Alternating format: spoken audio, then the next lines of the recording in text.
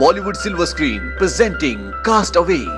ये film Chuck Noland की जिंदगी की सच्ची कहानी है, जो एक आइलैंड में फंस गए और वहां वो 4 साल तक रहे। तो चलिए जानते हैं कि कैसे वो उस आइलैंड में फंसे और कैसे वो 4 साल तक जिंदा रहे और अंत में कैसे वो उस आइलैंड से बाहर निकल पाए।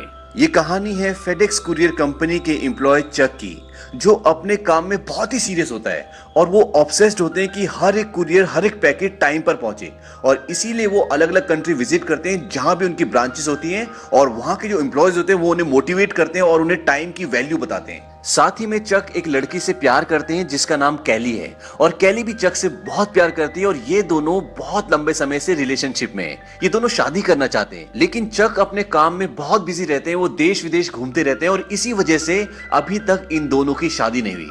अब क्रिसमस आने वाला है, लेकिन चक को मलेशिया जाना है क्योंकि उसे फेडेक्स कंपनी का वहां पे बहुत ही जरूरी काम है। लेकिन वो बोलता है कि मैं न्यू ईयर ईव पर यहाँ पर आ जाऊंगा, चाहे कुछ भी हो जाए। कैली बोलती कि क्रिसमस का क्या, लेकिन चक उसे मना लेता है और कैली भी मान जाती है, और जाते हुए चक उसे क्रिसमस का गिफ्ट देता है और कैली भी उसे क्रिसमस का गिफ्ट देती है, जो कि एक घड़ी होती है और उस घड़ी में कैली की फोटो भी होती है। चक मलेशिया के लिए निकल जाता है और जब उनका प्लेन पैसिफिक महासागर के ऊपर से उड़ रहा होता है तभी वहां पर बहुत जोर से तूफान आता है और उस तूफान में उनका प्लेन क्रैश हो जाता है। क्योंकि ये फेडेक्स कंपनी का प्राइवेट प्लेन होता है तो इसमें 4 ही लोग होते हैं और बाकी लोगों का सामान होता है, पार्सल होते हैं। इनका प्लेन पैसिफिक ओशियन में गिर जाता है और गिरने के बाद इसमें सिर्फ एक ही इंसान बचता है, वो होता है चक। चक एक एयरबोट पर बैठता है और समंदर का तूफान उसे अपने साथ बहा कर ले जाता है, और जब सुबह उसकी आंखें खुलती है तो वो एक टापू पर होता है। उस टापू पर वो चारों तरफ देखता है, लेकिन वहां दूर दूर तक कोई भी नहीं होता। वहां नारियल के पेड़ होते हैं, पहाड़ होते हैं, लेकिन उस टापू पर उसे कोई इंसान नहीं दिखता। वो जोर जोर से आवाजें भी लगाता है, लेकिन उसका भी कोई फायदा नहीं होता। इसके बाद वो रेत पर HELP लिख देता है बड़ा बड़ा, ताकि ऊपर से कोई प्लेन उड़े, शायद उसकी नजर उस पर पड़ जाए।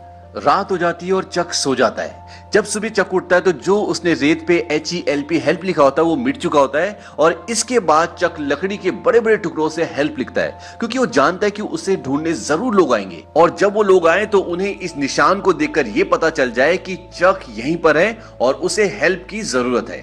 अब चक के साथ इस टापू पर बहकर फेडेक्स कंपनी के कुछ पैकेट्स भी आ चुके हैं, लेकिन उनमें कुछ भी खाने का सामान नहीं होता। इसी बीच चक को कई बार आहट भी सुनाई देती है, और जब वो चारों तरफ देखता है तो वहां पर कोई भी नहीं होता।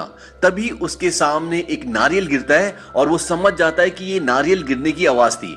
अब चक को क्योंकि पानी की जरूरत है और वो समंदर का पानी नहीं पी सकता, तो उसके पास पानी के लिए सिर्फ एक ही ऑप्शन है, और वो है नारियल पानी। वो बहुत सारे कच्चे नारियल इकट्ठे कर लेता है, लेकिन नारियल को फाड़ना, उसका कवर निकालना इतना आसान नहीं होता।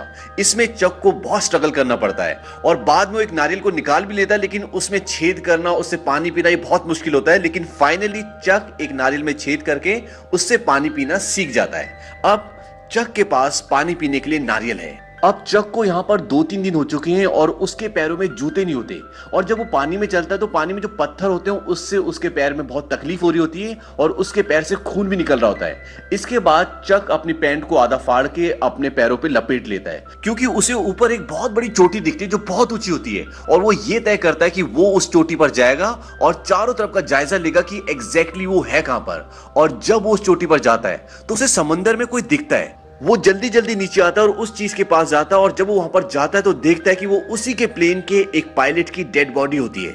ये देख के चक को बहुत दुख होता है और चक उसे दफना देता है, लेकिन दफनाने से पहले वो उसके जूते और उसके पास एक टॉर्च होती है वो रख लेता है, क्योंकि यही 2 चीज उसके पास थी जो चक के काम की थी।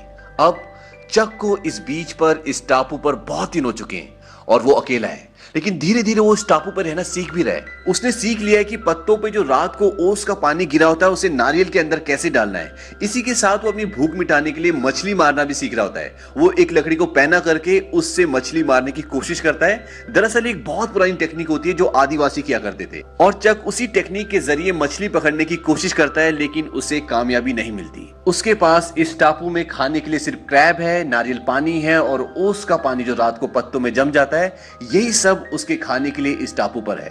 अब एक रात को उसे एक शिप दिखता है जो समंदर में होता है। उसे देख के चक बहुत एक्साइटेड हो जाता है और वो जोर जोर से चिल्लाने लग जाता है, लेकिन इतनी दूर तक आवाज पहुंचाना नामुमकिन है।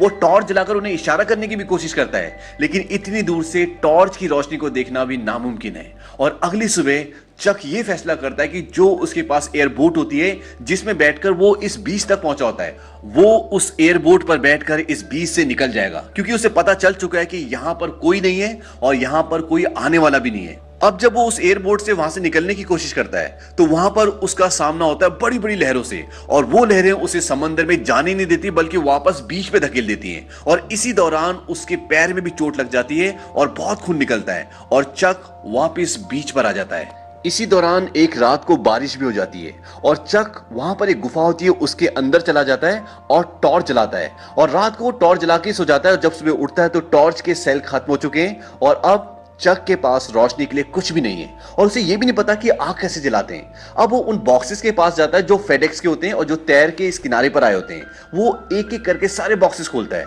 उसमें उसे बहुत सारी चीजें मिलती है, लेकिन उसके काम की एक दो ही चीजें होती हैं। एक उसे जूते मिलते हैं जो स्केटिंग के होते हैं और जिसके नीचे ब्लेड्स लगे होते हैं, वो उनके ब्लेड्स निकाल लेता है, और अब उसके पास एक चाकू टाइप की चीज है जिससे वो नारियल को आराम से फाड़ सकता है और किसी भी चीज को शार्प कर सकता है। वो एक लकड़ी को शार्प करता है, उसे एक औजार की तरह बना लेता है, और इस बार दोबारा वो मछलियों को और केकड़ों को उससे पकड़ने की कोशिश करता है और वो मछलियों को पकड़ने में कामयाब हो जाता है। हालांकि केकड़े तो उसे पहले भी किनारे पे मिल जाते थे, लेकिन मछली को पकड़ना लगभग नामुमकिन। इसके आगे चक के सामने सबसे बड़ी समस्या ये आती है कि वो केकड़ों को कच्चा नहीं खा सकता, और इसीलिए अब उसे आग की जरूरत है, और वो आग जलाने की बहुत कोशिश करता है। उसमें उसके हाथ भी छिल जाते हैं, लेकिन चक को कामयाबी नहीं मिलती। वो बहुत फ्रस्ट्रेट हो जाता है, जोर जोर से चिल्लाने लगता है।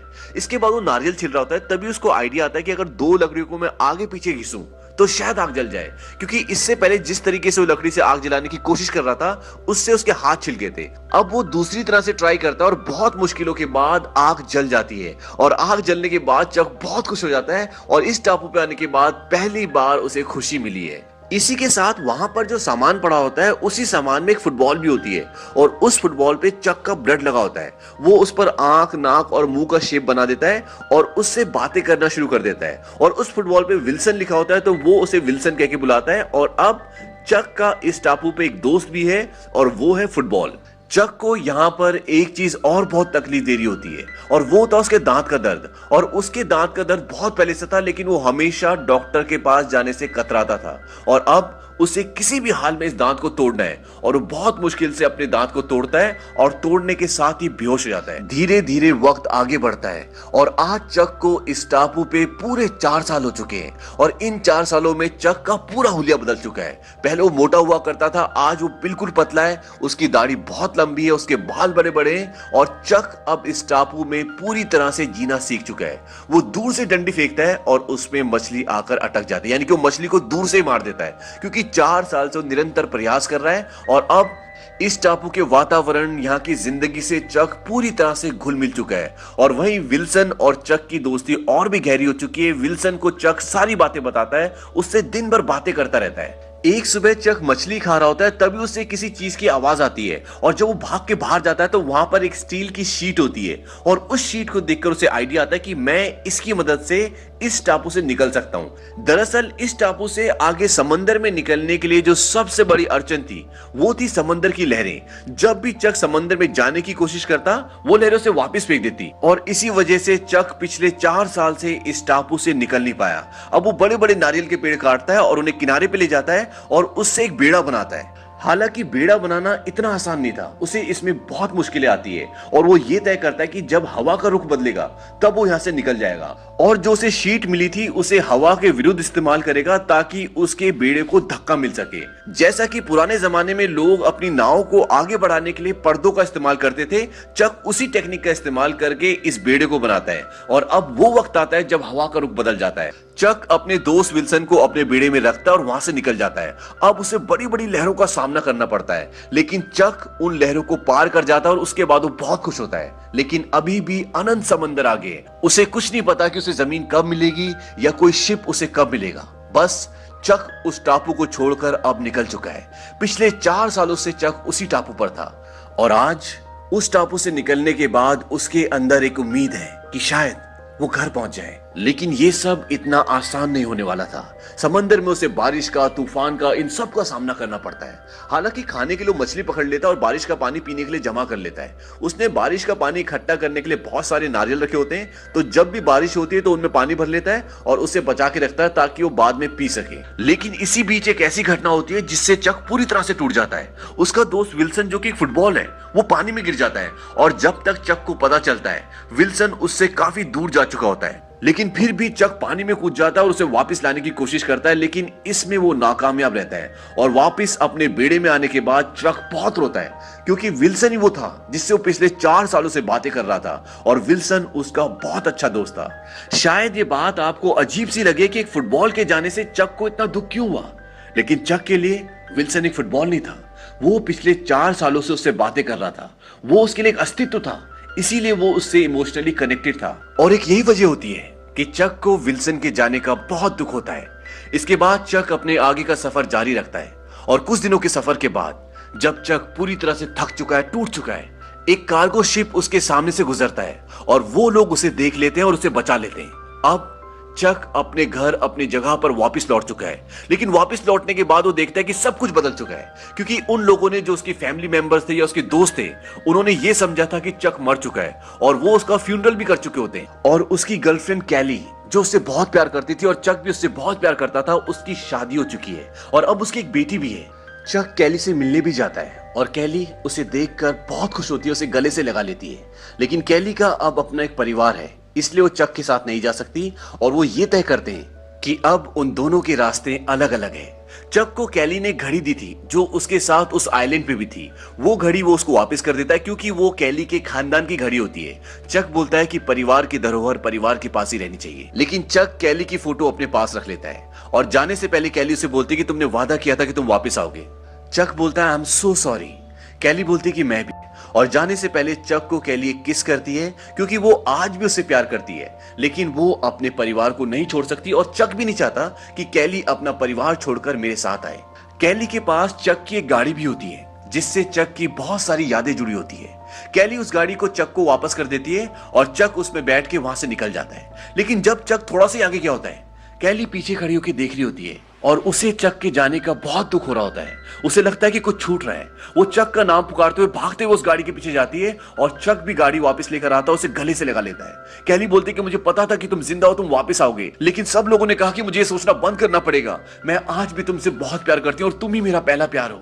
चक बोलता है कि मैं भी तुमसे बहुत प्यार करता हूँ और इसके बाद वो एक दूसरे को किस करते हैं। चक उसे अपनी गाड़ी में बिठाता है और यहाँ पर ऐसा लगता है कि चक और कैली अब यहाँ से निकल जाएंगे, लेकिन वो कुछ देर सोचते रहते हैं। उसके बाद चक बोलता है कैली तुम अपने घर वापस जाओ और चक उसे उसके घर तक छोड़ देता है। इसके बाद ये दिखाते कि चक अपने दोस्त के साथ बैठा हुआ है और वो बहुत दुखी है और वो उसे बताता कि शायद मैं उस आइलैंड पे मर जाता या आत्महत्या कर लेता, और मैंने आत्महत्या करने का सोचा भी।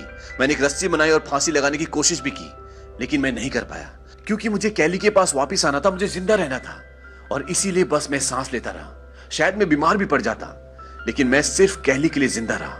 और आज जब मैं वापस आ गया हूं तो मैंने कैली को खो दिया है और वो बहुत इमोशनल हो जाता है। हालांकि इस पूरी मूवी में कैली और चक का लव एंगल बहुत ज्यादा नहीं दिखाया, लेकिन इससे यह पता चलता है कि इन दोनों के बीच में बहुत ही गहरा प्यार था और ये एक दूसरे के बिना नहीं रह सकते थे। लेकिन वक्त ने, सिचुएशन ने कैली को अपने रास्ते पे चलने के लिए मजबूर कर दिया था और उसने शादी कर ली थी और अब चक अकेला था। लेकिन जिंदगी को आगे बढ़ना ही होता है और अंत में ये दिखाते हैं कि चक के पास आज भी एक पैकेज है जो उस आइलैंड से बचा के लाया है। जब उनका जहाज डूबा था तो बहुत सारे पैकेजेस किनारे पे आ गए थे और उसमें से एक पैकेज आज भी उसके पास है जिस पर विंग्स बने हुए, एंजल के विंग्स। दरअसल ये उस आइलैंड पे उसके पास लास्ट पैकेज होता है जिसे उसने खोला नहीं होता और वो ये सोचता है कि अगर वो घर जाएगा तो इस पैकेज को जरूर डिलीवर करेगा, क्योंकि वो अपने काम में बहुत रिस्पॉन्सिबल होता है। और कहीं ना कहीं एक ये भी कारण था कि उसने अपने आप को जिंदा रखा, क्योंकि उसके अंदर सेंस ऑफ ड्यूटी बहुत ज्यादा थी। और वो ये पैकेज वापस करने आता है, लेकिन घर पे कोई नहीं होता,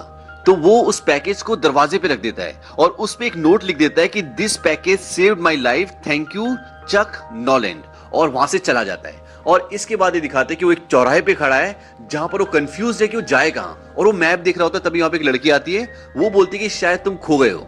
चक बोलता है वाकई? वो कहती कि कहाँ जा रहे हो? चक बोलता है कि मैं यही डिसाइड कर रहा था। इसके बाद वो लड़की चारों रोड्स का उसको रास्ता बताती कि कौन सी रोड कहाँ जा रही है और वो वहां से निकल जाती है। और उसके ट्रक पे भी वही विंग्स बने होते हैं जो उस पैकेज पे बने होते हैं और वो भी उसी तरफ जाती है जहां से चक अभी पार्सल को डिलीवर करके आया है। और इसके बाद चक उसके ट्रक को जाता हुआ देखता रहता है और स्माइल करता है। दरअसल ये वही लड़की होती है जिसके घर में चक अभी अभी पार्सल को ड्रॉप करके आया है। और जब फिल्म शुरू होती है तो फिल्म की शुरुआत में भी यही घर दिखाते हैं और उसके ऊपर लिखा होता है डिक और बेटीना। लेकिन जब चक 4 साल बाद वहां जाता है तो उसके ऊपर डिक नहीं लिखा होता, सिर्फ बेटीना लिखा होता है। इसका मतलब कि इसने भी अपना पार्टनर खो दिया है जैसे चक ने खो दिया है और अब ये दोनों ही अकेले हैं। तो हो सकता है कि आगे ये दोनों अपनी लाइफ को कंटिन्यू करें। इसीलिए चक पहले आखिरी में चारों रास्तों को देखता है और उसके बाद उस तरफ देखता है जिस तरफ वो लेडी गई होती है और उसकी आंखों में एक उम्मीद और चेहरे पे स्माइल होती है। और इसी के साथ ये फिल्म खत्म हो जाती है। ये फिल्म 22 दिसंबर सन 2000 को रिलीज हुई थी और इस फिल्म का बजट था $90 मिलियन और इसने कमाए थे $429 मिलियन। इस फिल्म में मुख्य कलाकार थे टॉम हैंक्स जिन्होंने चक नॉलन का किरदार निभाया और हेलन हंट जिन्होंने कैली का किरदार निभाया। उम्मीद करता हूं कि ये कहानी आपको पसंद आई होगी। हमारे चैनल को सब्सक्राइब करना ना भूलें और बेल आइकन भी दबाएं ताकि जब भी हम कोई नया वीडियो डालें तो उसकी नोटिफिकेशन आपको मिल जाए।